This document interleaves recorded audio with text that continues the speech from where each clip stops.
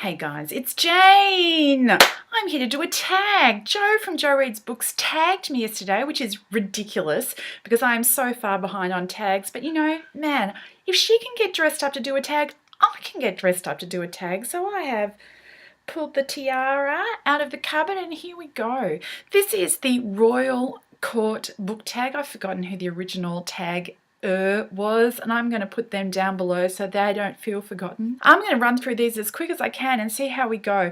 I'm in an SFF state of mind at the moment because of the Hugos coming up and everybody's talking about the Hugos and there's been a certain amount of controversy, so you know that's all a bit exciting and inhabiting my brain. So we're going for the SFF Royal Court book tag edition today.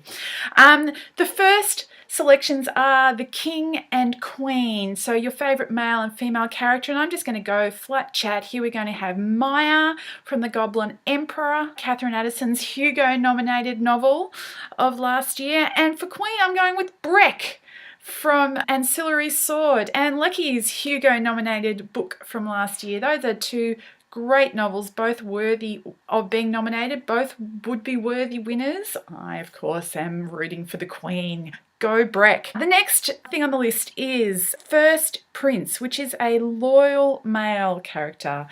Hero protagonist from Snow Crash. Yeah, he's a bit of a jerk at times, but he does in fact basically go into the underworld to save, you know, his lady love. So yay, hero protagonist.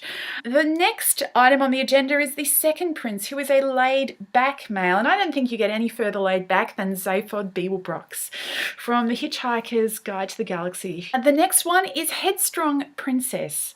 And at this point in the list, I was starting to get a little bit uncomfortable with the way that the male and the female characters were being laid down, but who knows? Maybe I'll adjust. I'm not really sure. Headstrong Princess. I made about 7 different selections before I chose one for this category, but I'm going with Joan Fine from Matt Ruff's Public Works trilogy, Sewer Gas Electric. Joan Fine is the ex-wife of the multimillionaire who's one of the central characters from the story.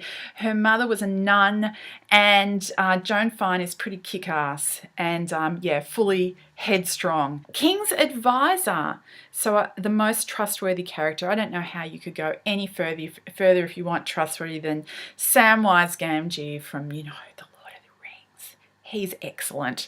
Duke and Duchess, your favourite couple.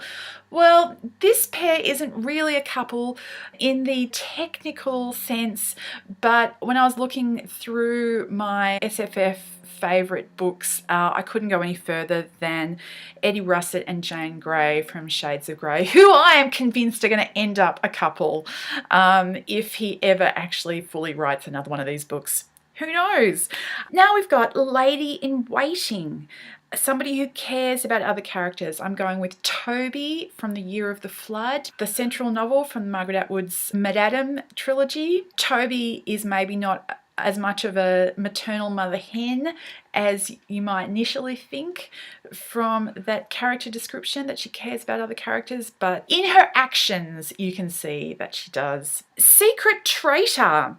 Now, I can't, as far as I can work out, I couldn't think of a single character that fit this category that I could tell you without it being a spoiler.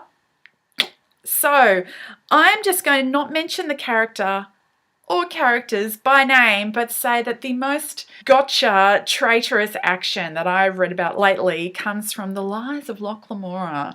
So there's a few interesting twists in that book, and one of them is a bit of traitoriousness. Court Wizard, your favourite magical or mystical or some special whatever sort of character. I was going to say, of course, Gandalf, but I'm sure everybody has put down Gandalf. So I'm instead going to say Fra Jad, the millenarian from Anathem, who quite possibly was a magician of his own sort of stripe. Royal Fool. And immediately that I heard this one, the only person that came to mind was the Fool out of Robin Hobb's Farseer books. I think the Fool is probably my favourite character out of all those books. So we'll whack him and or her down there.